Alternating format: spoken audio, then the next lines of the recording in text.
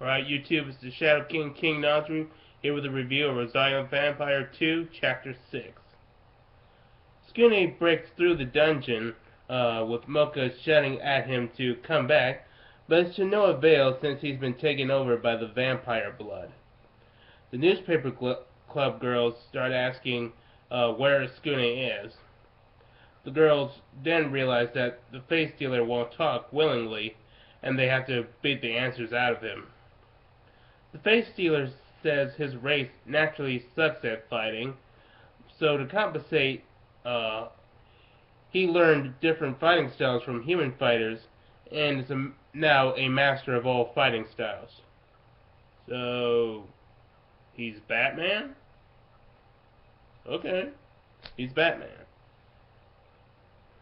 Kurumu starts attacking the face dealer, but he parries all of her moves.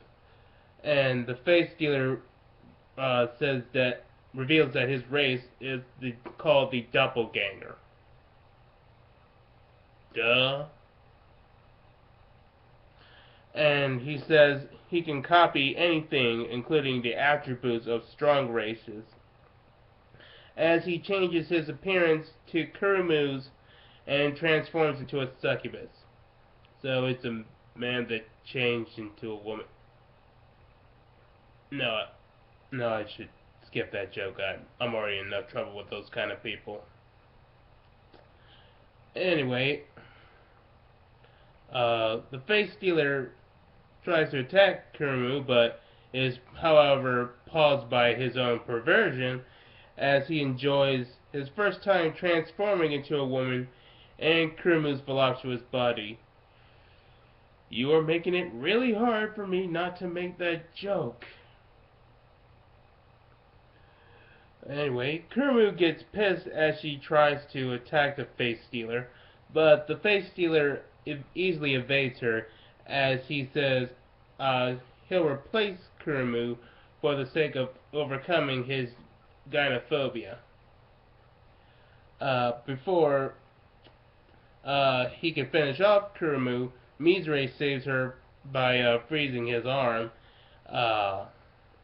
and Mizore tells Kurumu that her moves are predictable and she should know better since they spent 6 months training together.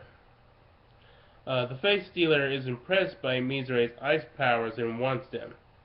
He then copies Mizore's appearance and combines it with Kurumu's, as he mixes his martial arts and their natural abilities to defeat them both. Wow, that was pretty clever. Taking the attributes of your opponents and combining it with your own martial arts makes you a really formidable opponent. And to top it all off, this guy is relatively smart. So yeah, this is a pretty interesting villain so far, and that's a nice way to start off with these chapters. So anyway, the face dealer prepares to kill Kurumu and Mizore, but is stopped by Skune. Kokua looks at Skune and realizes that he's went from human to vampire form, and realizes that Mocha has given Skune her vampire blood.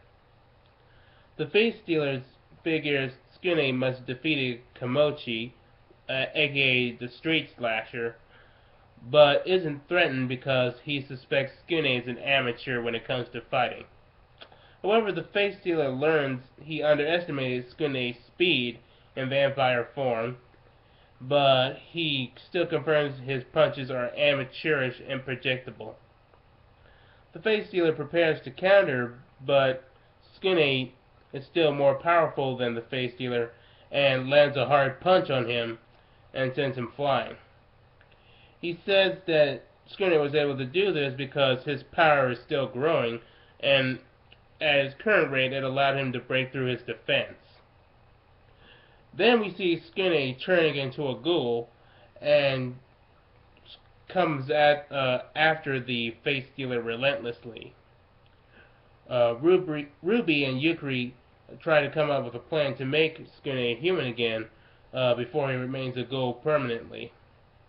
The face stealer believes that Skune is a pervert and exploits this weakness by showing Kurumu's naked breast.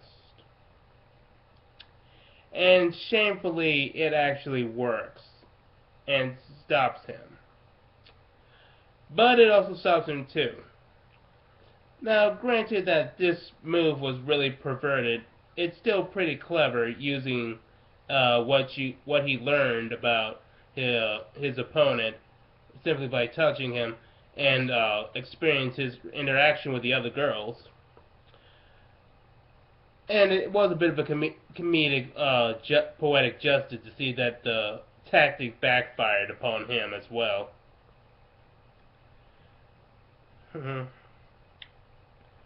So, where were we? Oh, yes. Ruby and Yukari start casting a spell to make Skune human again, using a seal barrier. And the face stealer tries to run, but Coco stops him with her mace. Then the face stealer bumps into Mocha and recalls sensing a hidden power in her. Then the face stealer starts copying her appearance and turns into inner Mocha. Coco finds this offensive that the face stealer would try to replace Mocha and attacks him, but he easily repels her with a hand thrust. The face stealer revels in inner Mocha's power as he demolishes the other girls, as the girls realize that inner Mocha's power combined with his martial arts makes him practically invincible. Kurumu remembers how inner Mocha taunts her boast of one day defeating her and taking Skune for herself. Ruby and Yukari successfully turn Skune back to human again, and he arrives just in time to stop the face stealer attacking Kurumu. The face stealer notes that even with Skune's ghoul powers, which are now gone, he still wasn't as strong as inner Mocha, and still boasts that he's invincible.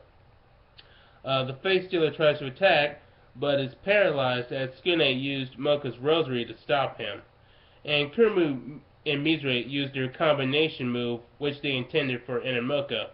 And the move is called Black and White Duet number 9. I can't really describe it in detail because there was just one panel, so we'll probably just have to wait for like the anime for a better description of what it is. The face stealer says he's still stronger than all of them, and as long as he keeps away from the rosary, he'll win. But Skune remarks he's too damaged to use his body to its fullest. And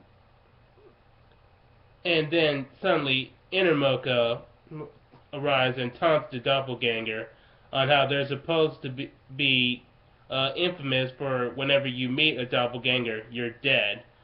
But he's now going to be screwed over because he underestimated his opponents, and inner Mocha tells him to learn his place as she kicks him.